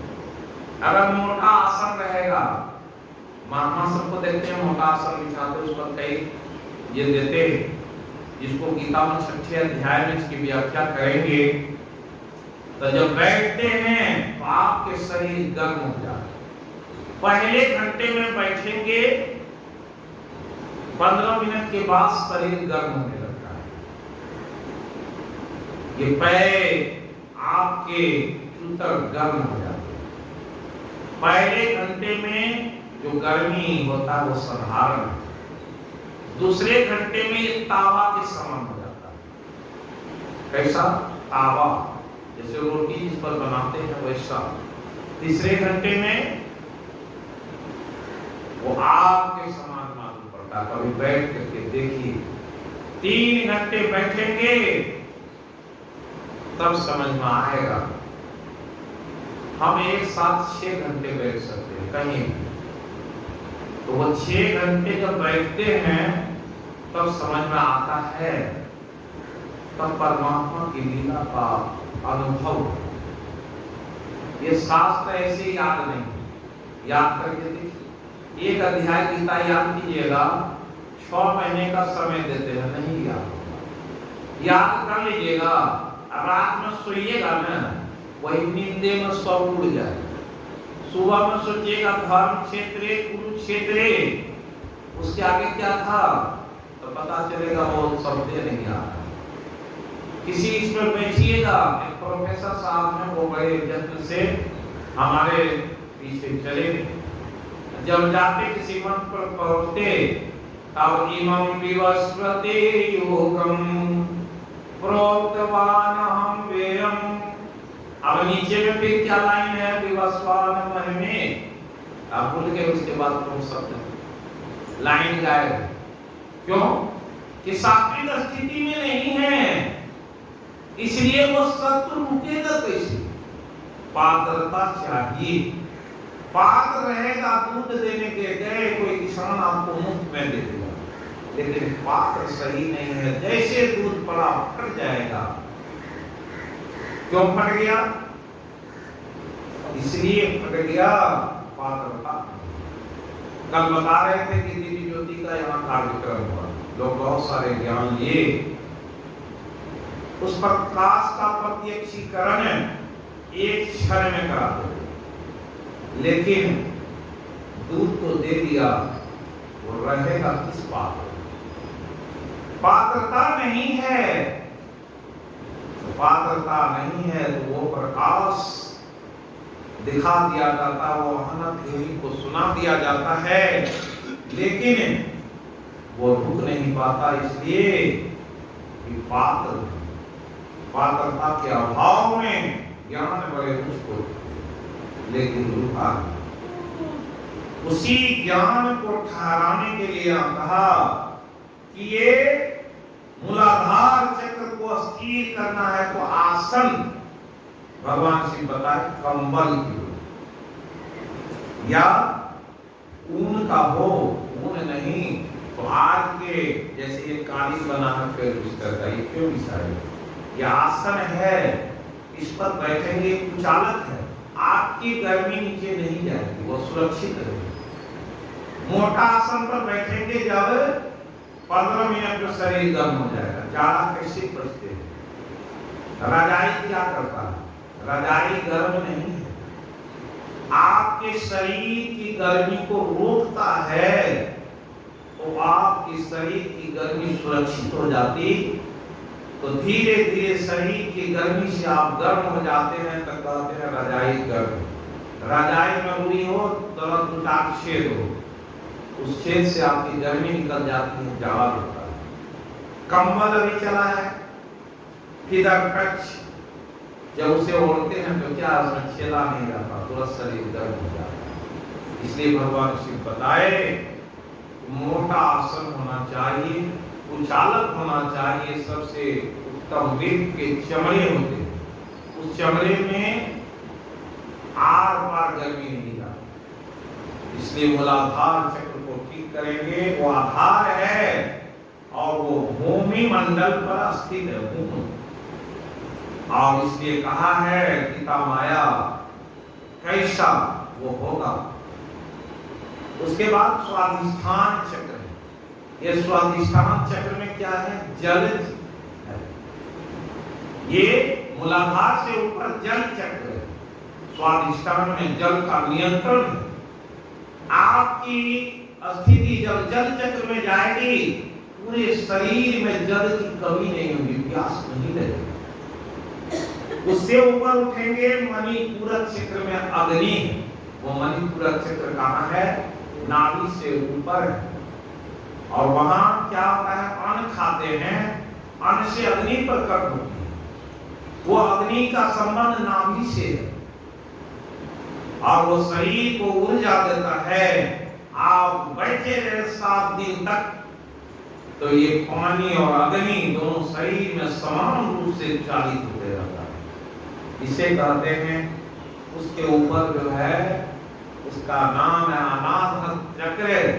वो सौर मंडल है। वहां सौर मंडल में सूर्य तारे जितने चीजें वो मंडल में हैं, उसकी व्याख्या आगे कहीं करेंगे। उसके ऊपर जो है उसका नाम है विशुद्धि चक्र। वो चक्र कहाँ है? कंठ में है। इसलिए व्यास जी कहे अगर विशुद्धि चक्र शुद्ध हो गया, इसलिए मानस जप कहा, जितना जप करेंगे कीर्तन करेंगे ये चक्र शुद्ध हो गया, तो ये तुरंत आगे के चक्र को जागृत कर देता। मूलाधार चक्र जैसे ही बैठे, मूलाधार चक्र गर्म हुआ, तो अग्नि चक्र में उसके आगे जो चक्र है स्वाधिष्ठान, स्व अधिष्ठान, स्व आपके अंदर जो अब एक भाव है वो स्व है आपका, ये आत्मा स्वत्व है। स्वयं वो अपने उत्पन्न होता है, किसी को उत्पन्न नहीं। ये स्व अधिष्ठान है। जैसे बैठेंगे वो स्वतः जड़ तत्व जागृत होता है, शरीर में शीतलता आ जाती है। ध्यान करने बैठे, अगर ध्यान बन गया है तो आपके शरीर में शीतलता स्वतः आ जाएगी। कोई गर्मी, पंखा नहीं चले तो पर भी कुछ नहीं होगा। इसलिए कहा विशुद्धि चक्र है कीर्तन। हम लोग कीर्तन करने से कतराते, इसलिए कहा कीर्तन करो। जो मन में आवे, जो नाम मन में आवे, जरूरी नहीं है जो नाम अच्छा लगे। जग में सुंदर है जो नाम चाहे, कृष्ण को बोला नाम। इसलिए थोड़ा कीर्तन कर लें, तब आगे कुछ जय राधा माधव कुंज बिहारी, गोपी जन वल्लभा गिरवरधारी, यशोदानंदन ब्रज जन रंजन, यमुना तीर वनचारी। जय राधा माधव कुंज बिहारी। कहिए जय राधा माधव कुंज बिहारी, जय राधा माधव कुंज बिहारी, जय राधा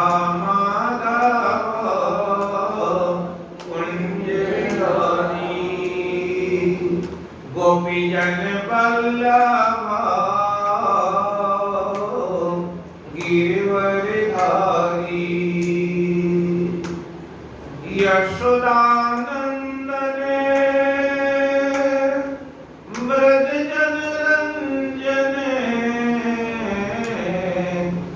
यमुना तीर बनचारी। ये विशुद्ध करता है किसको? ये कंठ को। जैसे बोलेंगे नाम, इसलिए गुरु महाराज लिखे सतगुरु नित ही पुकारत चीजत पाप समूह रहे। कितने लोग घर में बैठ करके सदगुरु का कीर्तन करते। कीर्तन वही 8 दिन में एक दिन आते तो यहाँ कीर्तन होता है साप्ताहिक सत्संग में। उसके बाद कौन कीर्तन करता? ये कीर्तन नाम संकीर्तन हर टाइम में लोगों को करना चाहिए। 9 बार ओम बोला गया है। ओम अगर 7 बार आप रोज बोले तो देख लीजिए चमत्कार। एक बार ओम का भी हम लोग कर लें।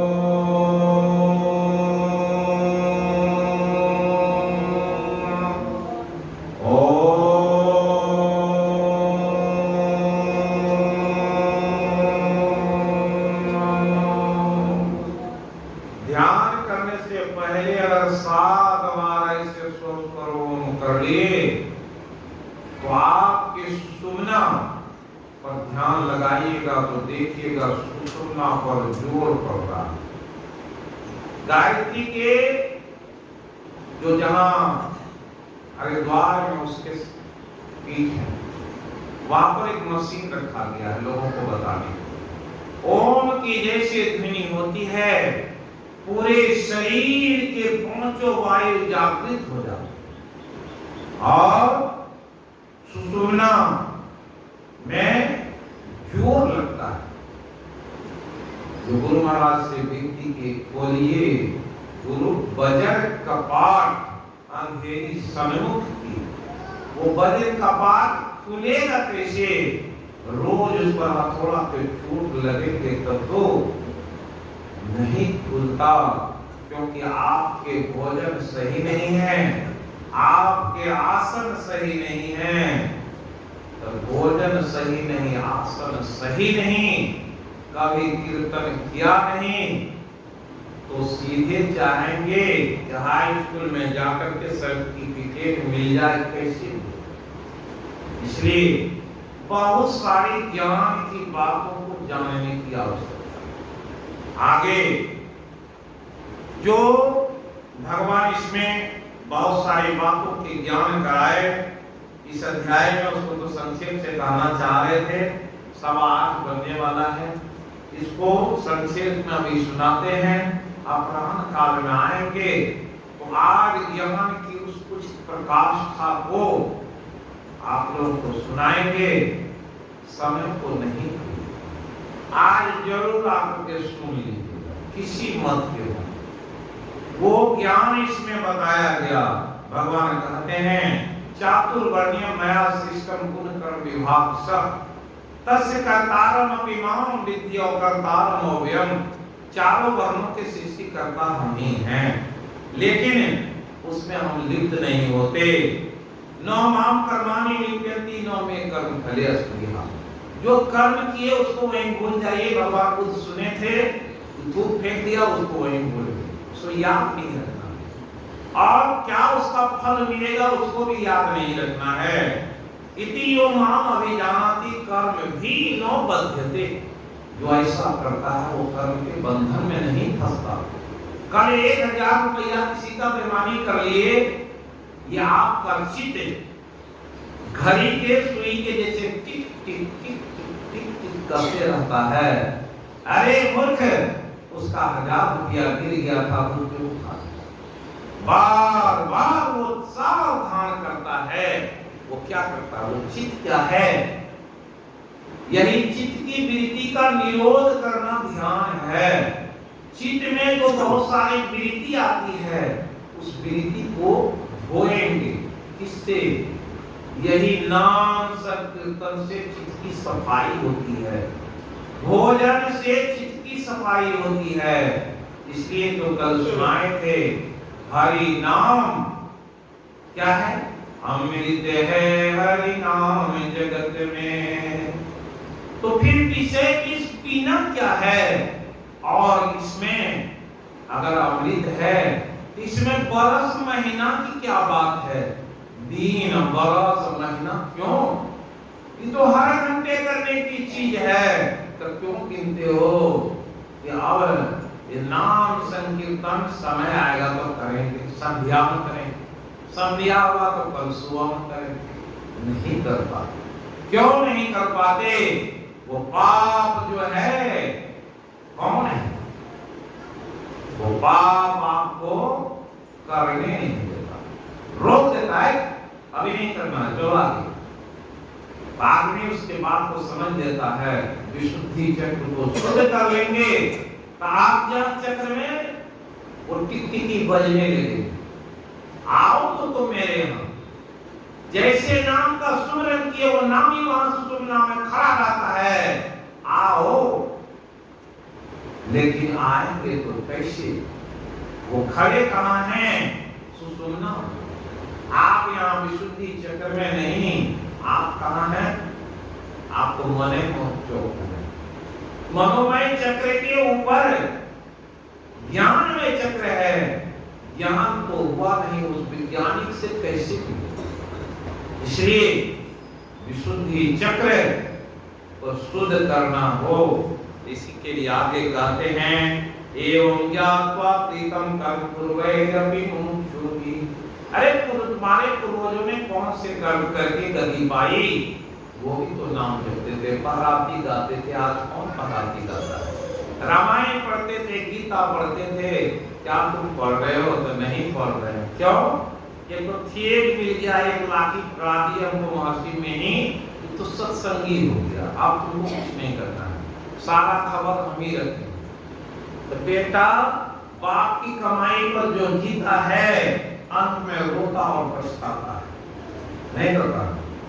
बाप की कमाई पर बहुत और समझ किए, पिताजी मर गए तो चारों भाई लड़ने लगते हैं, मार पीट करके कचहरी में पहुंचा देते हैं। इसीलिए कहा, किम कर्म मेति कव्योप्यत्र मोहिता तत्ते कर्म परमार्थ यदि ज्ञात्वा मोक्षसे शुभा। कर्म क्या है, अकर्म क्या है, विकर्म क्या है, तीनों बात को जाने। कौन सा कर्म हमको मोक्ष दिलाएगा वो जाने।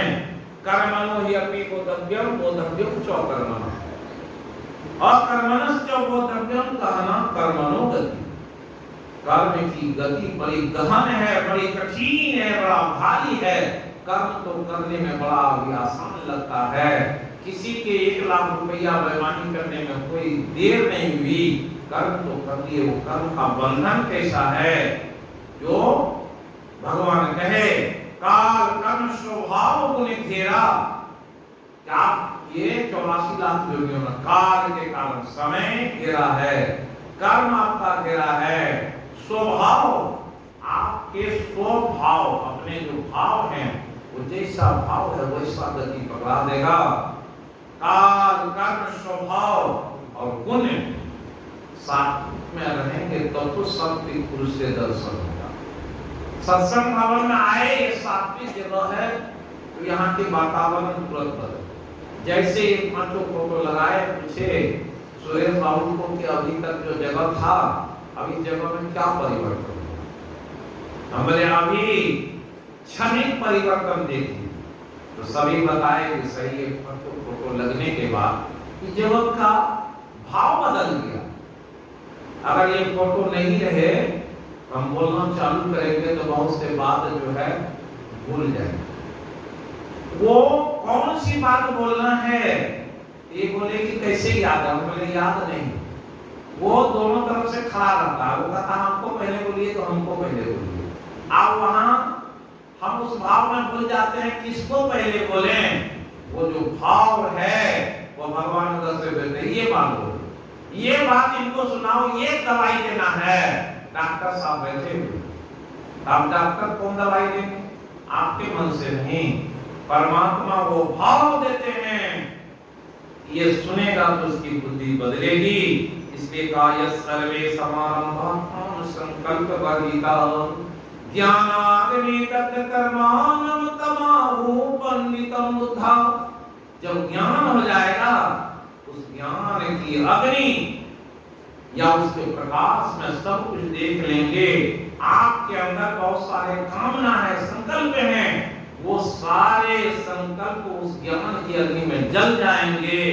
त्यक्त्वा कर्म फलासंगम नित्य तृप्तो निराश्रयः, जो फल की आशा छोड़ दिया है, कर्म कर रहा है, कर्मण्य भी परिवृत्तो भी नैव किंचित् करो। आप कर्म करते स्वच्छंद रहिए, फल तो परमात्मा देते हैं, काटने की विधि बता दिए। निराशीयचितात्मा तिक्त सर्व परिग्रह शरीरम केवलम कर्म गुरुवता पुरी। सब जो निराशीर है, किसी की कोई आस नहीं। आस किसकी है? आस एक तिहारी। जब गुरु के आस बैठे हुए हैं, तो वह आपकी प्यास को बुझाने के लिए क्या किए? गीता का यहाँ पर 7 दिवसीय कार्यक्रम। हम आज भी बोले मोहन बाबू को ये बना, हम क्या सहयोग करने आए हैं? 7 दिनों तक भक्त आएंगे, यहाँ 10 लोग आएंगे, जाएंगे, सुनेंगे, इस जगत का प्रभाव पड़ेगा, तो हमारा भी एक सहयोग हो। अब कहते हैं भगवान आगे जो बात समझाने जा रहे हैं वो अपराह्न काल में सुनाएंगे। इसमें बताया ज्ञान अवस्थित चित सब, अगर ज्ञान हो गया उस अवस्था में चेतना के साथ आप हैं, तो आपसे कोई पाप नहीं होगा। यह क्या आचरता पाप समग्रम परो वीर्यते, वो ज्ञान में जल के खाक हो जाता है। इसलिए भगवान बुद्ध कहे कि तुम स्वयं प्रकाश करो। गुरु क्या बता दिए, गुरु तो बता दिए, करेगा कौन? शिष्य। जो करेगा वही पाएगा। आगे बहुत सारी बात बताए गए, इंद्रियों को संयम बताया गया, धर्म यज्ञ, तपो यज्ञ, योग यज्ञ तथा परे आत्म संयम योगाग्नो जुहति ज्ञान दीपिते। कोई धर्म यज्ञ करेगा, पैसा लुटा दीजिएगा तो पैसा तो कहीं न कहीं चला जाएगा, क्षणिक है। और तप करेंगे, योग यज्ञ है, स्वाध्याय यज्ञ है। इस तरह से 20 प्रकार के यज्ञ भगवान बताए और कहे एवं बहुविधा यज्ञ वीतते ब्राह्मणों मुखे। और उस यज्ञ को तुम जानो, उस यज्ञ को करोगे तो तुम्हारे पास वो आ जाएगी बात। कौन? अपि चेतसि पापेभ्यो सर्वे पाप कृतम सर्वम ज्ञान प्लवेन संतरिष्यति। ये ज्ञान रूपी एक ऐसी नौका आपके सामने होगी, उस पर चढ़ लेंगे। तो जब नाव पर चढ़ लिए तो क्या नदी की कोई गंदगी आपको पकड़ सकेगी? इस पार से उस पार उतर जाएंगे। कैसे उतरे? वो पतवार तो मालूम होना चाहिए। इसलिए कितने नाव पर चले? एक नाव चाहिए नदी पार होने के, लेकिन हम लोग कितने नाव का सहारा लें? गुरु महाराज बता दिए, नाम संकीर्तन। देखो तुम्हें कितने कोटि के देवता हैं? 33 लोग देवता के नाम बताए। 11वें अध्याय में आएगा कि ये 33 देवता को आप पकड़े, पकड़ना है एक को। एक राजा बोले, वो चाहते थे कोई संत आवे तो हमको रास्ता बता। तो राजा को समझाने के लिए बहुत संत आए, समझा नहीं पाए। एक संत आया, वो बोला राजा एक नाव लाओ, उस नाव पर हम और आप होंगे, इस नदी के पार में जाएंगे तो आपको वो पार होने की बात बता दें। अब राजा के लिए नाव आया, उस नाव की बड़ी तैयारी की गई, सजाया गया और सजा करके उस नाव पर जब बैठाया गया राजा को और वो सब भी बैठे, नाव कौन ले जाए? राजा साहब नाव पर तो बैठ गए, हम भी बैठे, ये नाव उस पार कैसे जाए? तो कोई खेवनहार चाहिए या स्वयं प्रकाश। अगर स्वयं खेवने के लिए जानते हैं तो नाव पर बैठे, पतवार चलाइए, उस पार चले गए बिन प्रयास। क्या हुआ? कर गए। राजा को कौन चाहिए? खेवनहार चाहिए। तो संत बोले चलिए, आप तो नहीं चलाना जानते, हम चलाते हैं। उस पार ले गए, दोनों उतरे, बोले बताओ कि मुक्ति का मार्ग क्या है? बोले अभी तक समझ में नहीं आया। ये नाव है, ये कौन? ये नदी चल रहा है, इसको भाव कहते हैं। 84 लाख योनियों का जो परिवार है, भूत ग्रामम इमं कीर्तस्नम अवशम प्रकृति वसात, वो प्रकृति के वश में है। जो सुनाए थे 5 तत्व का ये शरीर, एक मन, बुद्धि और अहंकार, ये 8 अष्टधा प्रकृति है।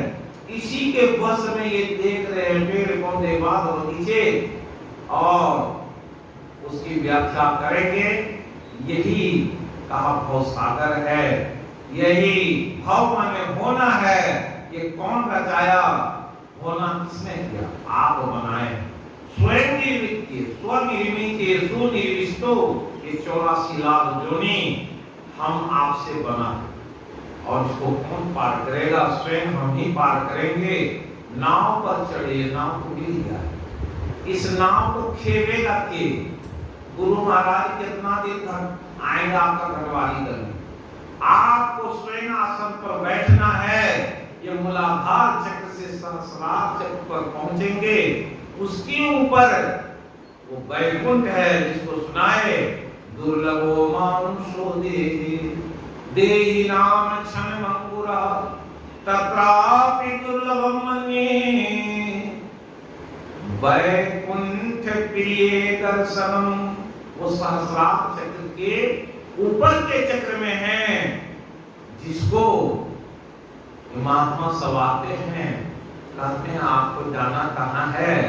और पवन में, उस लोक में जाना है। ब्रह्मा नहीं, ब्रह्मा के पास नहीं, ये तो यहाँ नहीं, तो कहाँ जाएगा? वो घर कहाँ? तो कहीं तो घर होता है। हम महात्मा लोग से पूछते हैं कि आखिर जाना कहाँ? वो परम तत्व की प्राप्ति, वो परम तत्व रहता कहाँ? अगर बाहर में खोजेंगे सहस्रार चक्र के ऊपर, जो यहाँ को नहीं बना हुआ है, तो वो गुरु महाराज ने उस नक्शा को बना दिखा दिए कि वो परम तत्व कहाँ रहते हैं। वो भरम गुफा, वो परम तत्व जो जहाँ रहते हैं, आनंद में, अनाहत में, सबके पार में रहते हैं, वो पार कहाँ? सुनाएंगे। ये ब्रह्म वृक्ष, इस वृक्ष पर ब्रह्मा कहाँ निवास करते हैं? यही सुषुम्ना के पास में। और उसके बाद भी ब्रह्मा का शक्ति नहीं है, इसलिए सुषुम्ना से नीचे ही सब है। आगे बढ़े तो ब्रह्मांड के ऊपर उड़ गए, उसके ऊपर सहस्रार चक्र है। कहाँ? जहां बच्चे का तालु है, उस तालु से ऊपर कमल है जिसे सहस्त्रदल कमल कहते। उस सहस्त्रदल कमल के ऊपर जिस दिन बैठ गए तो वही तो वैकुंठ प्रिय दर्शन में है स्वयं आप। इसलिए क्या करते, ब्रह्माष्टमी कब हो जाएगा? इसलिए कबीर साहब को देखा लोगों ने कि वही सहस्त्रदल कमल पर कबीर बैठा है। वो कबीर कौन है? वही तो गुरु है, वही परमात्मा है, वही परम तत्व है। वहां तक जाना आसान है। तथापि दुर्लभम मन्ये, कितना दुर्लभ। वैकुंठ प्रिय दर्शनम, एक तो आत्मा का दर्शन दुर्लभ है और उसके कब होगा ये इसकी बात को बताएंगे अपराह्न काल में। हम लोग अपराह्न काल में हम तो चाहते हैं लोग आवे किसी मत के, हम कोई चेला बनाने नहीं आए, न किसी से दक्षिणा मांगने आए। हम तो आए, भगवान की प्रेरणा है लोगों में इस ज्ञान को कहो। हो सकता है किसी की बुद्धि सुधर जाए, वो महर्षि मेही के सिद्ध हों, वे शिव गुरु के हों, वो गायत्री मंत्र के जाप करने वाले हों या और कुछ करने वाले हों। सब तो आलस में बैठा है। इसलिए कहा घोरे कलो जीवश्चा सुरताम गदा, और प्राये जीवश्च, क्या कहा? अल्पायुष कलो अस्मिन् युगे मंदा सो मंद मतियो मंद भाग्या ही दुर्गा। क्या है? एक तो हमारी बुद्धि मंद है, आलसी है। सुमंद मतियो, सु शब्द लगा दिया। आपकी मति इतनी मंद है कि लोगों के कहने पर भी, बुलाने पर भी नहीं आते। लेकिन वो मन बुद्धि कब तेज हो जाती? अगर कह दें कि आज मोहन बाबू आने वाले, वो बोले हैं 11 पीस रसगुल्ला एक आदमी को दें, देख लीजिए 11 पीस रसगुल्ला लेने वाले कितने आ जाए। क्यों आ जाएंगे? बाल बच्चे सहित आ जाएंगे कि चलो रसगुल्ला खाएंगे। ये तो इस लोक की वस्तु है। अगर उस लोक की वस्तु पाना चाहते हैं तो इस लोक की कोई वस्तु छूना नहीं है। बता दिए गुरु महाराज को, भवा कवि उसमें जाओगे सुनना पड़ता है, क्या क्या नहीं पड़ रहा है। अरे जाकर पहले उस कुर्सी तो पर तो बैठो। जब परमात्मा के साक्षात्कार हो जाएंगे, विद्यते हृदय ग्रंथि छिद्यन्ते सब संशय। क्या है? सारे संशय दूर हो जाएंगे। छिद्यन्ते चास कर्माणि, तब क्या है? दृष्ट एवात्मनीश्वर। कहां? बाहर में। एवात्मने, अपने ही आत्मा में उसी तत्व का जब दर्शन हो जाएगा तो सारे पर्दा खुल जाए। अभी तक लोग कहां खोज रहे हैं? बाहर की वस्तु को बाहर में देखे हैं, अंदर में कभी झांके नहीं। केनो उपनिषद के वाक्य सुनाएंगे जो नचिकेता का संवाद है। नचिकेता के संवाद को गुरु महाराज वेदवाणी के बाद कठोपनिषद, केनोपनिषद और तब उसके बाद कठोपनिषद को लिखे। क्यों? वो नचिकेता के संवाद को लिख डाले हैं सत्संग योग में कि लोग समझें कि तुम कहां खोज रहे हो। उसके बाद गुरु महाराज लिखे, अपराह्न काल में सुनाए कि शरीर तो मिला है, शरीर तो आए कलकते, शरीर मिलेगा। कौन सा शरीर? 84 लाख योनियों के कोई शरीर मिल जाएंगे। कबीर साहब कहे भक्ति बीज बीज से नहीं, जो जुड़ जाए अनंत, ऊंच नीच कुल जन मिले तो भी संत के संत। क्या वृक्ष संत नहीं है? वो भी तो संत है।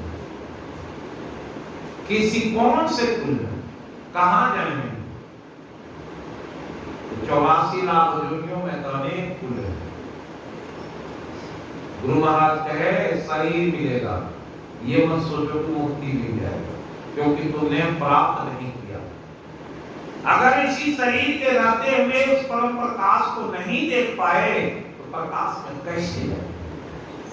आपके घर का हमें पता नहीं, आपके घर में कैसे घुसे? परमात्मा के घर का पता क्या है? वही प्रकाश है, उस प्रकाश में सुनना से खुलता है। लोग कहते हैं हम तो घरे से सुन रहे, अरे सत्संग भवन में आओ तो वहीं से परमात्मा के घर में जाने के रास्ता खुल रहे हैं सत्संग से, घर में कैसे पाओ? इसलिए बड़ी गंभीर ज्ञान की बात है, उसे हम लोग अपराह्न काल में सुनेंगे। और आइए और लोगों को भी लेकर के आइए तो बड़ा पुण्य होता है। श्री सद्गुरु महाराज की जय। आरती कीजिए, फिर कुल बिहारी की आरती होगी, फिर प्रसाद लेंगे, हड़बड़ाइए नहीं। हाँ, आरती शंकर